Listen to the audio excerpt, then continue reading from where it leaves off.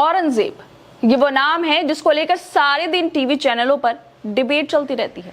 इनके नाम पर बीजेपी वाले सियासत करते हैं। ये नाम खूब सुर्खियों में बना रहता है, लेकिन इससे अलग देश में युवाओं का भविष्य गर्त में जाता जा रहा है। युवाओं का भविष्य अंधकार की तरफ धकेला जा रहा है, लेकिन ना तो कोई डिबेट है और ना ही कोई आवाज उठ रही है, और ना ही युवा सड़कों पर नजर भी आ रहे हैं, क्योंकि या तो सरकार के खिलाफ वो लोग प्रदर्शन कर करके, लाठियां खा खा के अपनी मांगों को रख रख कर थक गए हैं, या फिर उन लोगों को भी औरंगजेब की डिबेट में ज्यादा मजा आने लगा है, जहां एक तरफ 85 लाख स्टूडेंट्स का भविष्य लटका हुआ है, क्योंकि फिर एक बार पेपर लीक हो गया है। फिर एक बार पेपर माफिया पेपर लीक करके मोटे पैसे कमा रहे हैं, लेकिन डिबेट तो फिर भी औरंगजेब पर ही होगी, क्योंकि ऐसा करने से मीडिया वालों को, बीजेपी वालों को टीआरपी मिल जाती है, वीडियो वायरल हो जाती हैं, वो लोग ट्रेंड करने लगते हैं। इसलिए यही वजह है फिर एक बार युवाओं को छोड़कर, 85 लाख स्टूडेंट्स के भविष्य को छोड़कर औरंगजेब को ज्यादा मीडिया में बीजेपी वाले तवज्जो दे रहे हैं, जिसको लेकर वरिष्ठ पत्रकार रवीश कुमार भी कह रहे हैं कि आप सबको पता है कि उनका भविष्य औरंगजेब की डिबेट में है। वैसे भी आम जनता का युवाओं को पढ़ लिख कर कौन सा फायदा होना है, युवाओं को डिबेट में लगा दो, क्योंकि पढ़ाई तो सिर्फ बीजेपी के बच्चे विदेशों में जाकर करेंगे। दरअसल देश किस दिशा में जा रहा है, ये बात किसी से छिपी नहीं है। देश में बेरोजगारी, भुखमरी, नफरत, हर चीज बढ़ती जा रही है। युवा इन मुद्दों पर सवाल न पूछ ले, इसलिए इससे पहले ही औरंगजेब के नाम पर दिन रात डिबेट कराई जा रही है, ताकि जो देश के असल मुद्दे हैं उन्हें दबाया जा सके। और असल मुद्दे ये हैं कि पिछले 28 दिन के अंदर देश के 6 राज्यों में बोर्ड एग्जाम के 8 पेपर लीक हुए हैं। फरवरी से देश के अलग अलग हिस्सों में बोर्ड परीक्षाएं जारी हैं। इस बीच 28 दिन के अंदर 6 राज्यों में बोर्ड एग्जाम्स के 8 पेपर लीक हो चुके हैं।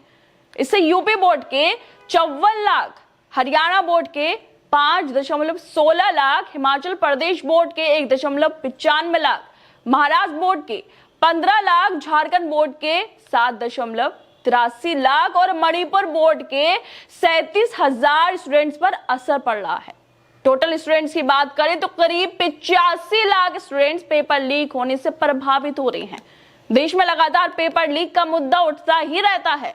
2024 में 4 जून को एनटीए ने नेट यूजी का रिजल्ट जारी किया था। इसमें 67 कैंडिडेट्स को ऑल इंडिया रैंक 1 हासिल हुई थी। रिजल्ट जारी होने से पहले ही इस एग्जाम का पेपर लीक होने के आरोप लग रहे थे। 8 जून को एनटीए ने नेट यूजी के पेपर लीक और बाकी गड़बड़ियों को लेकर जांच कमेटी का गठन किया था।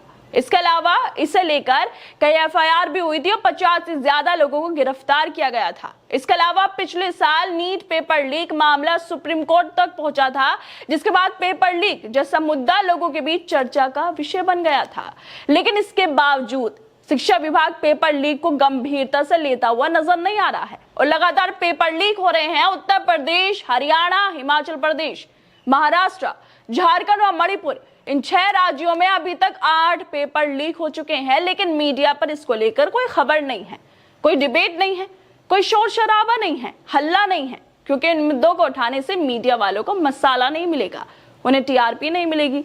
इसलिए इन मुद्दों को छोड़कर किसी भी मुद्दे पर डिबेट हो रही है, पैनल बैठाया जा रहा है, शोर शराबा हो रहा है, लेकिन असल मुद्दे वो ऑफिसों की फाइलों में पड़े धूल खा रही हैं। पेपर लीक की इतनी बड़ी घटना के सामने आने के बाद वरिष्ठ पत्रकार रवीश कुमार ट्वीट करते हुए लिखते हैं कि अच्छी बात है कि युवा इन खबरों को इग्नोर कर रहे हैं। उन्हें भी पता है कि उनका भविष्य औरंगजेब की डिबेट में है। युवाओं को भी अब पता चल गया है कि प्रदर्शन करके, सड़कों पर बैठकर कुछ फायदा हासिल नहीं होने वाला है, सरकार से मांग करके कुछ हासिल नहीं होने वाला है। इसलिए घर पर बैठकर आराम से औरंगजेब पर डिबेट देखो, क्योंकि भविष्य इसमें ही सेफ और सिक्योर भी है। बाकी सड़कों पर प्रदर्शन करके क्या ही मिलने वाला है। पिछले साल नीट पेपर लीक के बाद भी परीक्षाओं की हालत नहीं सुधरे हैं, सरकारों ने कोई ठोस कदम भी नहीं उठाए हैं। पिछले 28 दिन के अंदर सोचिए आप, 28 दिन में 6 राज्यों में बोर्ड एग्जाम के 8 पेपर लीक हो चुके हैं। सरकार के लिए अच्छी बात यह है कि युवाओं ने अब लगभग आवाज उठाना बंद सा कर दिया है। सरकार यही तो चाहती है कि लोग आवाज उठाए नहीं और उनकी आवाजों को बंद किया जा सके। इसलिए युवाओं ने भी अब थक हार कर आवाज उठाने की जगह नरेंद्र मोदी की मन की बात सुनने और बीजेपी को विवादित बयानों को सुनने की आदत डाल दी है। बेहद अफसोस की बात है कि देश में युवाओं के साथ खेला जा रहा है, उनके भविष्य के साथ खेला जा रहा है और मीडिया वाले दूसरा ही खेला कर रहे हैं। असल मुद्दों को उठाने की जगह देश को भटकाने का काम कर रहे हैं।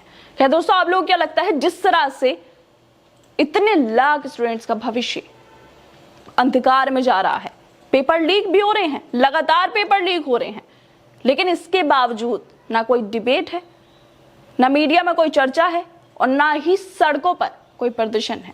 तो सोचिए देश के युवा अब किस तरफ जाने लगे हैं कि उन लोगों को वो थक गए हैं ये देख देख कर कि उनकी आवाज ना मीडिया उठाती है और ना ही सरकार सुनती है, इसलिए प्रदर्शन ही होने बंद हो गए हैं।